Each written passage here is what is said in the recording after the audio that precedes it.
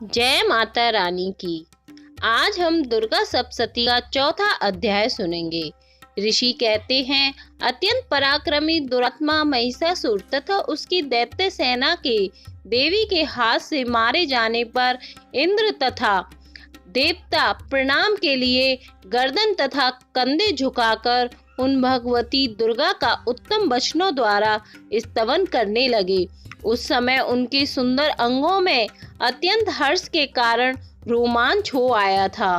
देवता बोले, संपूर्ण देवताओं की शक्ति का समुदाय ही जिनका स्वरूप है तथा जिन देवी ने अपनी शक्ति से संपूर्ण जगत को व्याप्त कर रखा है, समस्त देवताओं और महर्षियों की पूजनीय उन जगदम्बा को हम भक्ति पूर्वक नमस्कार करते हैं। वे हम लोगों का कल्याण करें, जिनके अनुपम प्रभाव और बल का वर्णन करने में भगवान शेषनाग, ब्रह्मा जी तथा महादेव जी भी समर्थ नहीं हैं। वे भगवती चंडिका का संपूर्ण जगत का पालन एवं अशुभ भय का नाश करने का विचार करें। जो पुण्य आत्माओं के घरों में स्वयं ही लक्ष्मी रूप से पापियों के यहाँ दरिद्र रूप से, शुद्ध अंतकरण वाले पुरुषों के हृदय में बुद्धि रूप से, सत्पुरुषों में श्रद्धा रूप से तथा कुलीन मनुष्य में लज्जा रूप से निवास करती हैं, उन आप भगवती दुर्गा को हम नमस्कार करते हैं। देवी, आप संपूर्ण विश्व का पालन कीजिए। देवी, आपके इस अचिंत्य रूप का असुरों का नाश करने वाले भारी पराक्रम का तथा समस्त देवताओं और दैत्यों के समक्ष युद्ध में प्रकट किए हुए आपके अद्भुत चरित्रों का हम किस प्रकार वर्णन करें। आप संपूर्ण जगत की उत्पत्ति में कारण हैं। आप में सद्गुण, रजोगुण और तमोगुण, ये तीनों गुण मौजूद हैं, तो भी दोषों के साथ आपका संसर्ग नहीं जान पड़ता है। भगवान विष्णु और महादेव जी आदि देवता भी आपका पार नहीं पाते हैं। आप ही सबका आश्रय हैं। यह समस्त जगत आपका अंशभूत है, क्योंकि आप सबकी आदिभूत अव्यक्तता परा प्रकृति हैं। देवी, संपूर्ण यज्ञों में जिसके उच्चारण से सब देवता तृप्ति लाभ करते हैं, वह स्वाहा आप ही हैं। इसके अतिरिक्त आप पितरों की भी तृप्ति का कारण है। अतएव सब लोग आपको स्वधा भी कहते हैं। देवी, जो मोक्ष की प्राप्ति का साधन है, अचिंत्य है, महाव्रत स्वरूपा है, समस्त दोषों से रहित, जितेंद्रिय, तत्व को ही सार वस्तु मानने वाले तथा मोक्ष की अभिलाषा रखने वाले मुनिजन जिसका अभ्यास करते हैं, वह भगवती पराविद्या आप ही हैं। आप शब्द स्वरूपा हैं। अत्यंत निर्मल ऋग्वेद, यजुर्वेद तथा उद्गीत के मनोहर पदों के पाठ से युक्त सामवेद का भी आधार आप ही हैं। आप देवी, त्रयी और भगवती हैं। इस विश्व की उत्पत्ति एवं पालन के लिए आप ही वार्ता के रूप में प्रकट हुई हैं। आप संपूर्ण जगत की घोर पीड़ा का नाश करने वाली हैं। हे देवी, जिससे समस्त शास्त्रों के सार का ज्ञान होता है, वह मेधा शक्ति आप ही हैं। दुर्गम भवसागर से पार उतारने वाली नौका रूप दुर्गा देवी भी आप ही हैं। आपकी कहीं भी आसक्ति नहीं है। कैटव के शत्रु भगवान विष्णु के वक्ष स्थल में एकमात्र निवास करने वाली भगवती लक्ष्मी तथा भगवान चंद्रशेखर द्वारा सम्मानित गौरी देवी भी आप ही हैं। आपका मुख मंद मुस्कान से सुशोभित, निर्मल, पूर्ण चंद्रमा के बिंब का अनुकरण करने वाला और उत्तम सुवर्ण की मनोहर कांति से कमनीय है। तो भी उसे देखकर महिषासुर को क्रोध हुआ और सहसा उसने उस पर प्रहार कर दिया। यह बड़े आश्चर्य की बात है।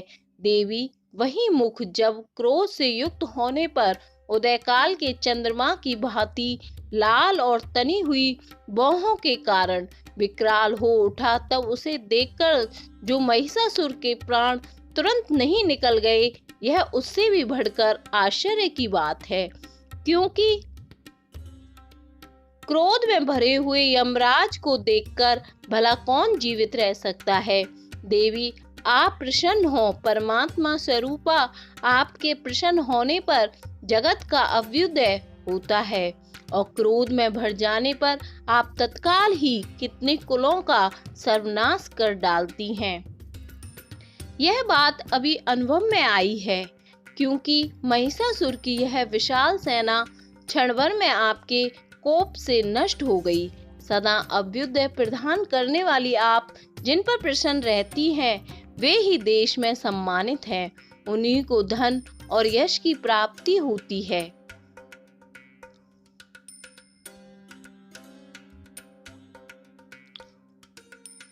उन्हीं का धर्म कभी शिथिल नहीं होता है तथा वे ही अपने हुष्ट पुष्ट स्त्री पुत्र और भृत्यों के साथ धन्य माने जाते हैं। देवी, आपकी ही कृपा से पुण्य आत्मा पुरुष प्रतिदिन अत्यंत श्रद्धा पूर्वक सदा सब प्रकार के धर्म अनुकूल कर्म करता है और उसके प्रभाव से स्वर्ग लोक में जाता है। इसलिए आप तीनों लोकों में निश्चय ही मनोवांछित फल देने वाली हैं। माँ दुर्गे, आप स्मरण करने पर सब प्राणियों का भय हर लेती हैं और स्वस्थ पुरुषों द्वारा चिंतन करने पर उन्हें परम कल्याणमयी बुद्धि प्रदान करती हैं। दुख, दरिद्रता और भय हरने वाली देवी, आपके सिवा दूसरी कौन है जिसका चित्त सबका उपकार करने के लिए सदा ही दयाद्र रहता हो। देवी, इन राक्षसों के मारने से संसार को सुख मिले तथा ये राक्षस चिरकाल तक नरक में रहने के लिए ही पाप करते रहे हों, इस समय संग्राम में मृत्यु को प्राप्त होकर स्वर्ग लोक में जाएं। निश्चय ही यही सोचकर आप शत्रुओं का वध करती हैं। आप शत्रुओं पर शस्त्रों का प्रहार क्यों करती हैं? समस्त असुरों को दृष्टिपात मात्र से ही भस्म क्यों नहीं कर देती? इसमें एक रहस्य है। ये शत्रु भी हमारे शस्त्रों से पवित्र होकर उत्तम लोकों में जाएं। इस प्रकार उनके प्रति का विचार अत्यंत उत्तम रहता है। खड़ग के तेज पुंज की भयंकर दीप्ति से तथा आपके त्रिशूल के अग्रभाग की घनीभूत प्रवाह से चौंधिया कर जो असुरों की आंखें फूट नहीं गईं, उसमें कारण यही था कि वे मनोहर रश्मियों से युक्त चंद्रमा के समान आनंद प्रदान करने वाले आपके इस सुंदर मुख का दर्शन करते थे। देवी, आपका शील दुराचारियों के बुरे बर्ताव को दूर करने वाला है। साथ ही यह रूप ऐसा है जो कभी चिंतन में भी नहीं आ सकता और जिसकी कभी दूसरों से तुलना भी नहीं हो सकती, तथा आपका बल और पराक्रम तो उन दैत्यों का भी नाश करने वाला है जो कभी देवताओं के पराक्रम को भी नष्ट कर चुके हैं। इस प्रकार आपने शत्रुओं पर भी अपनी दया ही प्रकट की है। वरदायिनी देवी, आपके इस पराक्रम की किसके साथ तुलना हो सकती है तथा शत्रुओं को एवं अत्यंत मनोहर ऐसा रूप भी आपके हृदय में कृपा और युद्ध में निष्ठुरता, ये दोनों बातें तीनों लोकों के भीतर केवल आप में ही देखी गई है। तो माते, आपने शत्रुओं का नाश करके इस समस्त त्रिलोकी की रक्षा की है। उन शत्रुओं को भी युद्ध भूमि में मारकर स्वर्ग लोक में पहुंचाया है तथा उन्मत्त दैत्यों से प्राप्त होने वाले हम लोगों के भय को भी दूर कर दिया है। आपको हमारा नमस्कार है। देवी, आप सूल से हमारी रक्षा करें। अंबिका के आप खड़ग से भी हमारी रक्षा करें तथा घंटा की ध्वनि और धनुष की टंकार से भी हम लोगों की रक्षा करें। चंडिके, पूर्व, पश्चिम और दक्षिण दिशा में आप हमारी रक्षा करें तथा ईश्वरी, अपने त्रिशूल को घुमाकर आप उत्तर दिशा में हमारी रक्षा करें। तीनों लोकों में आपसे जो परम सुंदर एवं अत्यंत भयंकर रूप विचरते रहते हैं, उनके द्वारा भी आप हमारी तथा इस भूलोक की रक्षा करें। अंबिके, आपके कर पल्लवों में शोभा पाने वाले खड़ग, शूल, गदा आदि जो जो अस्त्र हों, उन सब के द्वारा आप सब ओर से हम लोगों की रक्षा करें। ऋषि कहते हैं, इस प्रकार जब देवताओं ने जगत माता दुर्गा की स्तुति की और नंदन वन के दिव्य पुष्पों एवं घन चंदन आदि के द्वारा उनका पूजन किया, फिर सबने मिलकर जब भक्ति पूर्वक दिव्य धूपों की सुगंध निवेदन की, तब देवी ने प्रसन्न वदन होकर प्रणाम करते हुए सब देवताओं से कहा।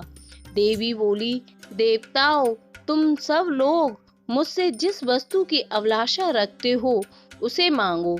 देवता बोले, भगवती ने हमारी सब इच्छा पूर्ण कर दी हैं, अब कुछ भी बाकी नहीं है, क्योंकि हमारा यह शत्रु महिषासुर मारा गया। महेश्वरी, इतने पर भी यदि आप हमें और वर देना चाहती हैं, तो हम जब जब आपका स्मरण करें तब तब आप दर्शन देकर हम लोगों के महान संकट दूर कर दिया करें, तथा प्रसन्न मुखी अंबिके, जो मनुष्य इन स्तोत्रों द्वारा आपकी स्तुति करे, उसे वित्त, समृद्धि और वैभव देने के लिए, साथ ही उसकी धन और स्त्री आदि संपत्ति को भी बढ़ाने के लिए आप सदा हम पर प्रसन्न रहें। ऋषि कहते हैं, राजन, देवताओं ने जब अपने तथा जगत के कल्याण के लिए भद्रकाली देवी को इस प्रकार प्रसन्न किया, तब वे तथास्तु कहकर वहीं अंतर्धान हो गईं। भूपाल, इस प्रकार पूर्व काल में तीनों लोकों का हित चाहने वाली देवी जिस प्रकार देवताओं के शरीर से प्रकट हुई, वह सब कथा मैंने कह सुनाई। अब पुनः देवताओं का उपकार करने वाली वे देवी दुष्ट दैत्यों तथा शुंभ निशुंभ का वध करने एवं सब लोगों की रक्षा करने के लिए गौरी देवी के शरीर से जिस प्रकार प्रकट हुई थी, वह सब प्रसंग मेरे मुंह से सुनो। मैं उसका तुमसे यथावत वर्णन करता हूँ। चतुर्थ अध्याय संपन्न।